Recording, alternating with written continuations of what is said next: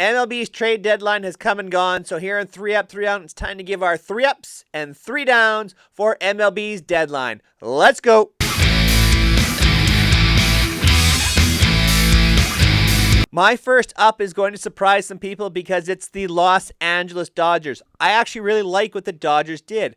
Now, Eduardo Rodriguez blocking a trade to the Dodgers is going to hurt them a bit, but I like the pieces they got back. They lengthened the rotation with guys like Lance Lynn and Ryan Yarbrough. Those are two quality pitchers that are going to take some of those innings away from the young guys, force them to pitch less innings this year, and in the long run, that's better for the future.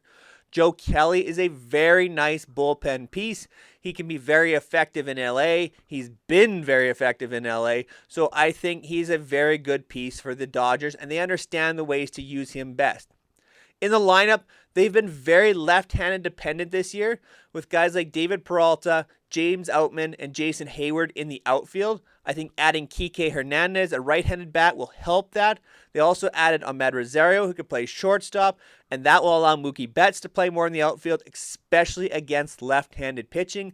So I think it fills a need for the Dodgers as well.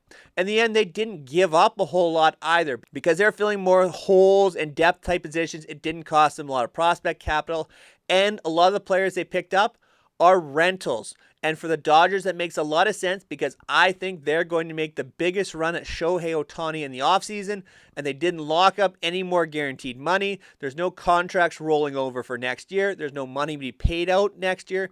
With the rentals, they are going to be free to go, and it frees up the money for next season for the Dodgers, and I think that may be the biggest up for the Dodgers at this deadline. So for me, it may not be a big splash, but I think it's a very effective way to run your team, and I think the Dodgers have set themselves up for a very deep playoff run again this season. So my first up, LA Dodgers. My first down has to be the New York Yankees. I really don't know what the Yankees are doing here. Brian Cashman didn't really bring anybody in outside of reliever Kenyon Middleton, and Middleton is a good reliever, good swing and miss stuff. He's having a very good season.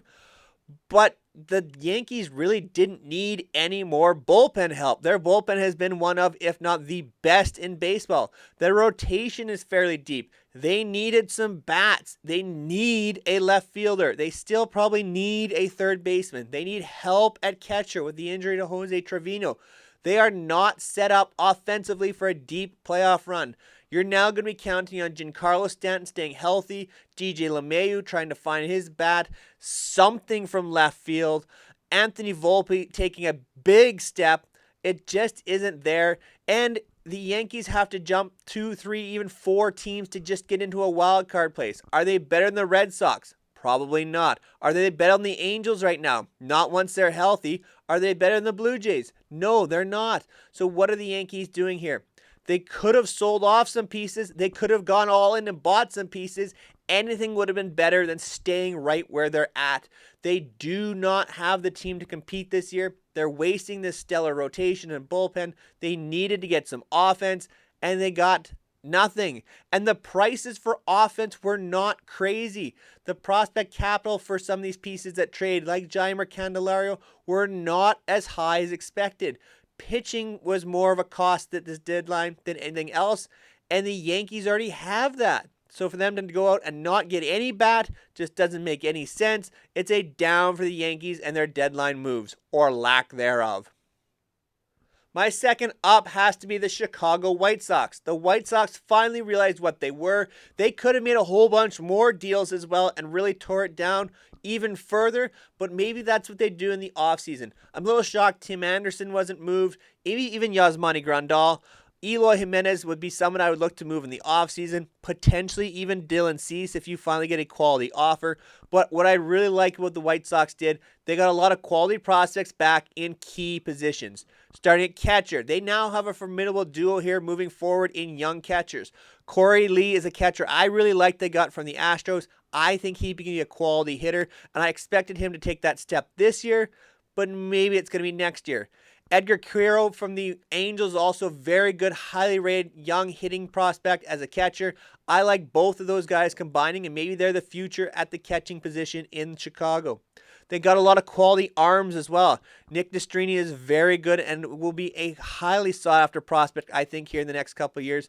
And pitching prospect Jake Ader that they got from the Marlins makes a lot of sense. Yes, Jake Berger was hitting a lot of home runs, but he wasn't really getting on base.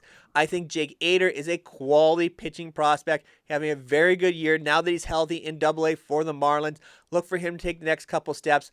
I think the White Sox have made out very well with the prospects they've brought back.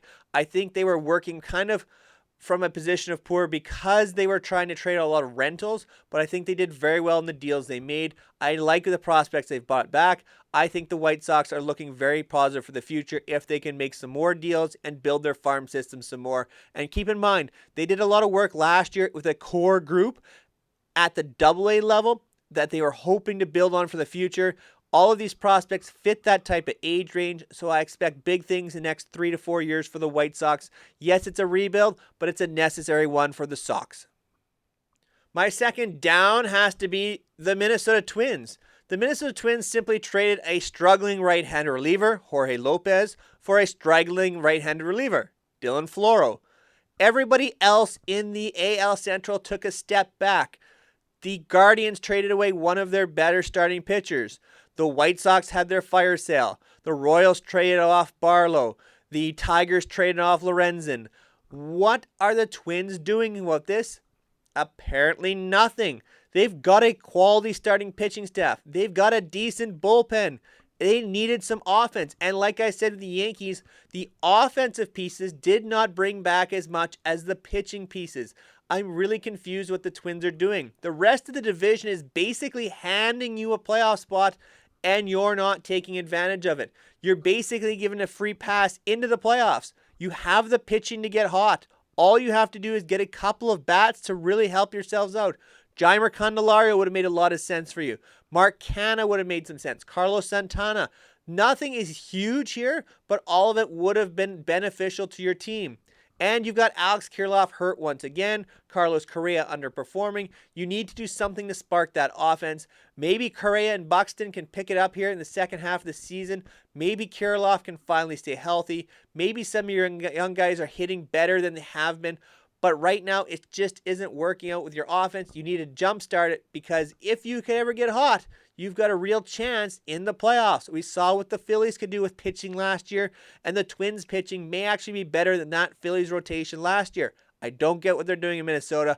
They needed to do more. It's a down from 3 up, 3 down.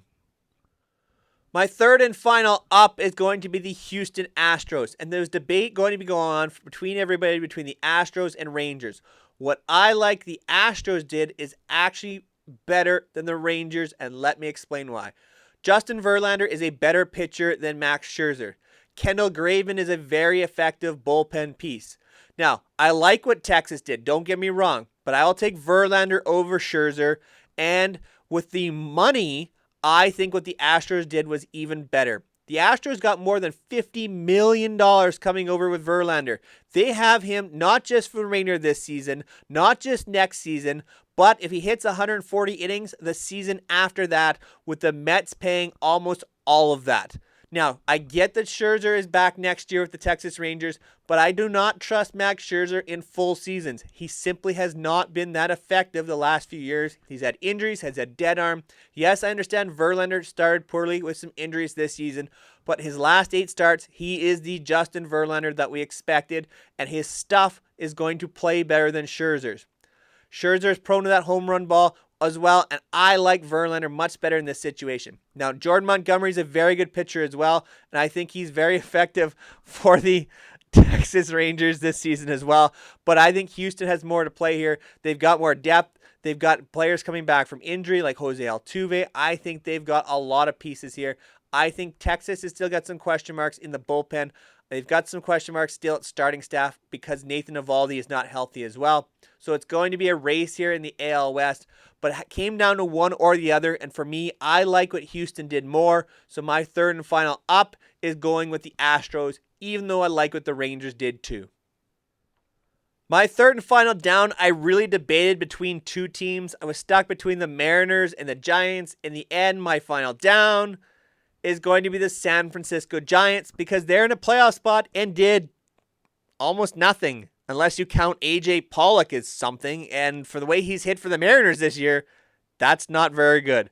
So the reason why I've got the Giants as a down, I think their rotation is going to be okay. I think their bullpen is overworked right now, but has been effective as well. But they are the lowest scoring team in the last month in Major League Baseball.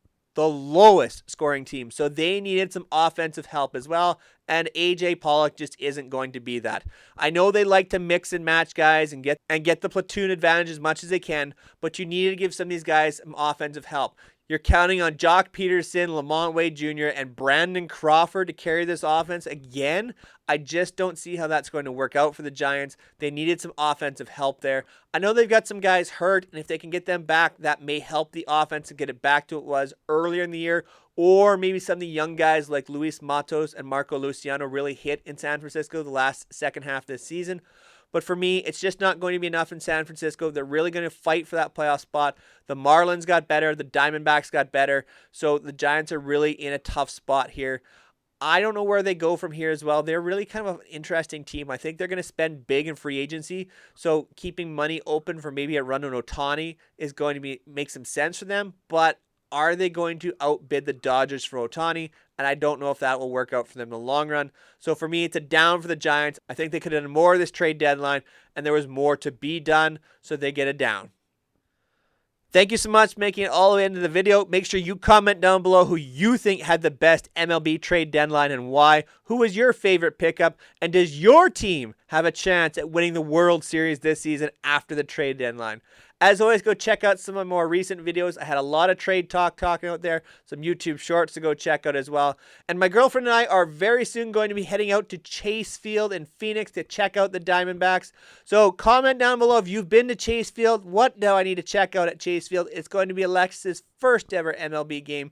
So tell us what you think is the best part of Chase Field and in Phoenix. Until next time, take care, everyone.